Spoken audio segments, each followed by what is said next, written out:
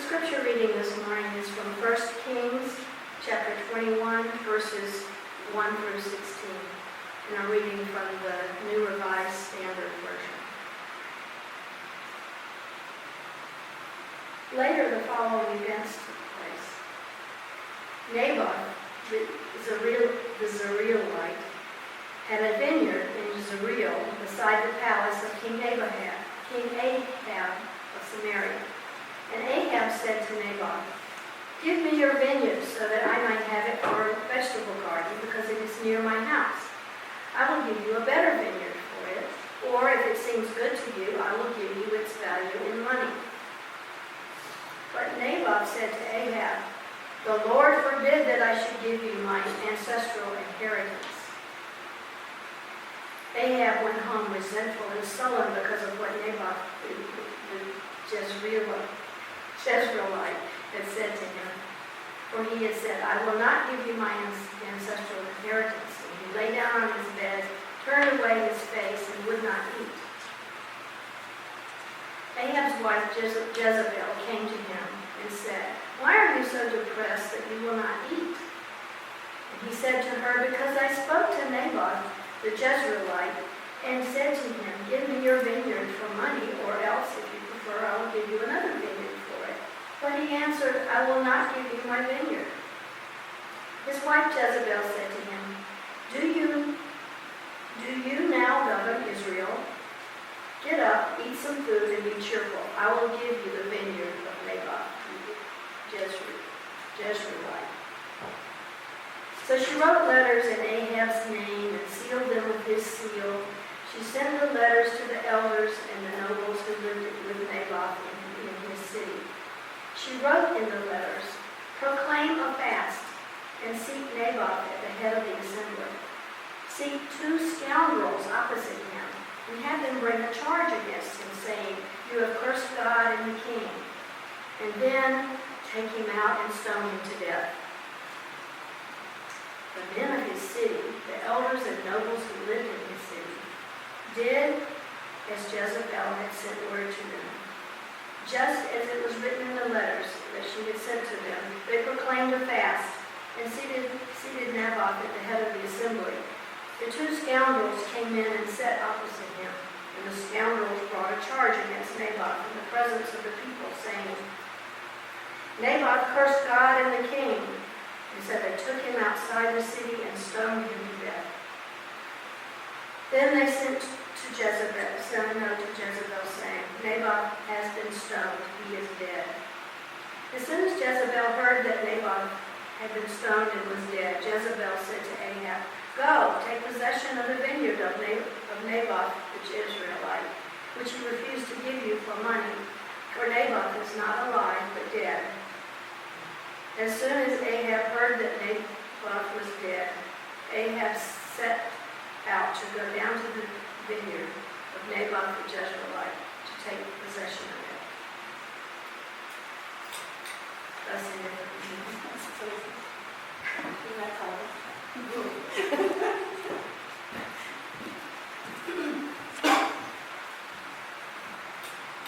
I told my husband Marty the other day, Gail's not going to want to read this passage. It's not pleasant. So whose great idea was it to focus on villains in the Bible anyway, or at least study these shady characters for the whole month of July? Well, I actually got this idea from Katie Warren, who said, "Why don't we do such a thing?" And she didn't tell me who to pick. I chose this group of characters, and now we're stuck with them for the whole month. Some of them are pretty villainous people, at least by what we read in the biblical text. Not all of them. Rahab is one of those characters of the Bible who had a kind of a bad mark on her name, but did wonderful things. So she's kind of an odd one in this group, I suppose. But once I heard Sister Helen Prejean, who is a Catholic nun who works with death row inmates, and I heard her say, "A person is worth more than the worst act they ever committed." A person is worth more than the worst act they ever committed. And I just started thinking about that. I think about that a lot, actually, when you see things on the news about people doing various crimes. And then I thought maybe it's even true for these people that we vilify in the Bible. Maybe these characters too, are worth more than the worst act they ever committed. Maybe even Jezebel. Jezebel is one of the most hated and vilified of all our biblical characters, and nothing about Jezebel in our biblical text is pleasant. And you only heard one little piece of her long sordid tale that Gail just read for us today. So in this partial story that we just heard, this long saga of Jezebel and Ahab, this story that I picked out for Gail to read shows you just how conniving she was. It shows you that she isn't one to care whether someone lives or dies as long as she gets her way. Well, in this case, as long as her husband Ahab, as long as he gets his way. But Jezebel, like most people, is a complex character. And she might be worth just a few more looks, a little more thought.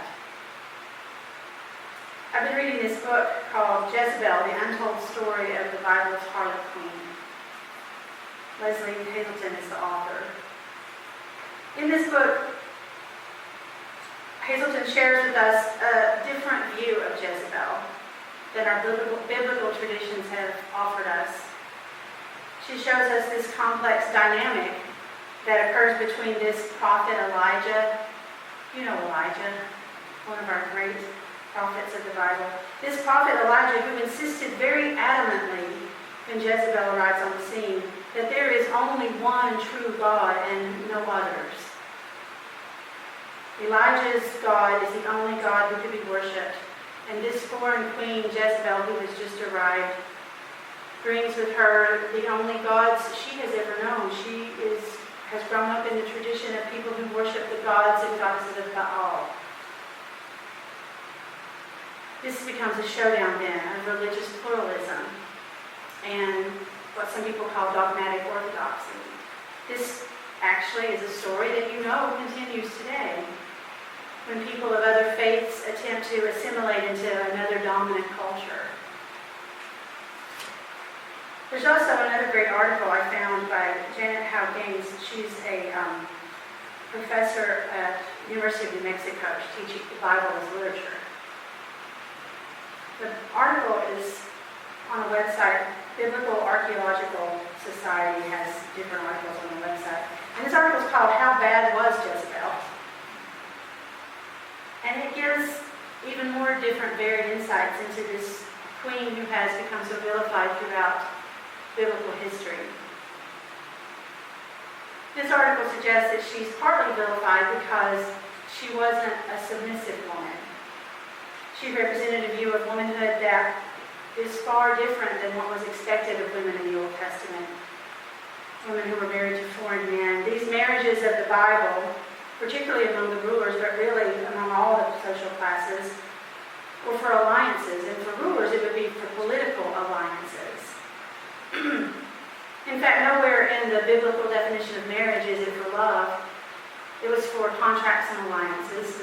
The idea of marriage for love is a very modern idea, and to some degree a very Western idea. Anyway, it was expected that a woman would offer submission to the culture of her husband, rather than keeping her own culture and her own way of life distinct.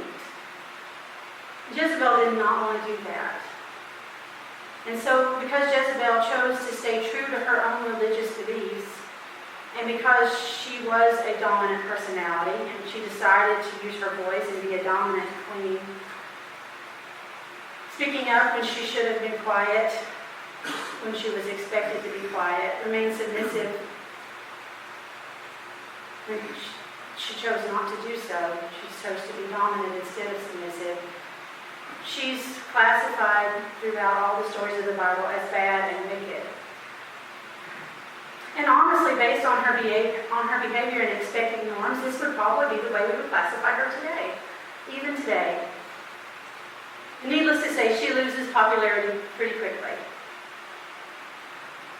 There's so much more we could say about Jezebel, but it's hot and we don't have AC and we have communion to have, so maybe we'll do a class on it sometime. But let's just see where thoughts of loyalty to one's own culture and loyalty to one's married family takes us. Jezebel may have been desperate to keep her own religious beliefs, and this actually ends up being to her detriment. But you can't say she wasn't loyal to her husband and her son, and she supported them throughout her story without fail. This scripture reading that I had Gail read for us today in 1 Kings shows just how far she was willing to go to make sure her husband had what she thought he deserved and what he thought he deserved. If we can't exactly redeem Jezebel, I'm not suggesting that we create a shrine to Jezebel. She's not really very redeemable, at least in the scriptures we read. And if we can't exactly redeem her completely, then perhaps we can look to see who she might be beyond her worst act. Yes, she had people killed to get Ahab what he wanted. Yes, she saw to it that no one or nothing stood in the way of her worshiping who she wanted. But perhaps we can see it as just a little bit honorable that she had that kind of loyalty to her husband and to her faith. And actually, he had that loyalty to her too. I mean, he takes a popularity hit himself because he agrees to build an altar to the Baal goddess Astarte for her. So this political alliance between Jezebel and Ahab is also built on loyalty and to some degree on acceptance of religious belief. And perhaps we can look at the ways in which she was vilified because she refused to bend to her dominant culture. Her story of the prophet Elijah and his insistence that there's no God but the one true God, when all her life she had only known all these gods and goddesses of Baal. Well, you can understand where she's coming from, even if you don't believe in the gods and goddesses of Baal. And you can understand where he's coming from too, Elijah, because he didn't know of these gods and goddesses. He only knew of the one true God, Yahweh. What if, however, that Elijah and Jezebel hadn't decided to put up this religious ultimatum between each other and had instead created bridges to understanding other religions? Could this maybe have been the beginning of a religious pluralism that could have prevented a lot of the world's religious violence in the centuries to come? We won't know that for sure. But it's a thought. Did their insistence on not listening to and not appreciating each other's differences create instead this whole religious culture that offers damnation to any side that doesn't think like your side? We have our own parallels to this in our own country's history.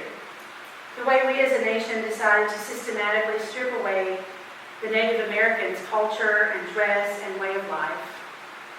The way we threw entire tribes of people on God-forsaken, good-for-nothing land in the middle of the desert. The way we Christianized them in the church, taking away their Manitou and their rituals. There was a motto that the Christian church followed in the time of Christianizing the Native American that was, save the man and kill the Indian. Save the man and kill the Indian.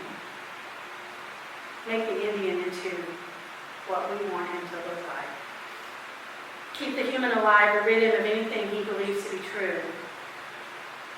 What if instead we in this country had decided to be less like Elijah and Jezebel and decided to build bridges of understanding instead? We are trying to do that now with our native tribes that got run out of Colorado after Sand Creek. But in a lot of ways, it's too little too late. Of course, hope reigns eternal, and the divine does indeed shine within all of us, so we can't ever give up that struggle for justice and peace and reconciliation. There's a lot more we could dig into here, but let's at least consider that loyalty for Jezebel is a strong value. And so is her willingness to stand up for herself. And let's remember to be careful in the ways that we see a bad person. Remembering that Jesus, the one we claim to follow and serve, Jesus told us very clearly to love our neighbors, all of our neighbors. And not distinguishing that we should love only our good neighbors or only our neighbors who think and act like us. but all of our neighbors. That was Jesus' highest commandment to his followers. So as we come to this communion table today to celebrate the grace we all have received through that sacrificial love of Christ, I invite us to bring both our best selves forward and our worst selves forward. Our worst selves, that we might receive redemption from the sins that we have allowed to seep into our lives.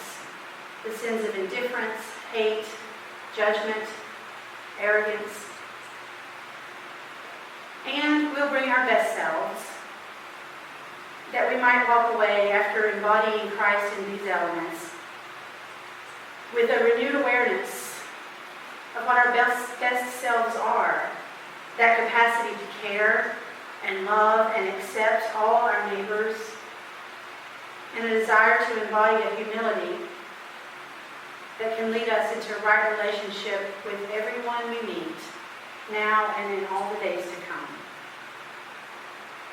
Oh God, may it be so. Amen.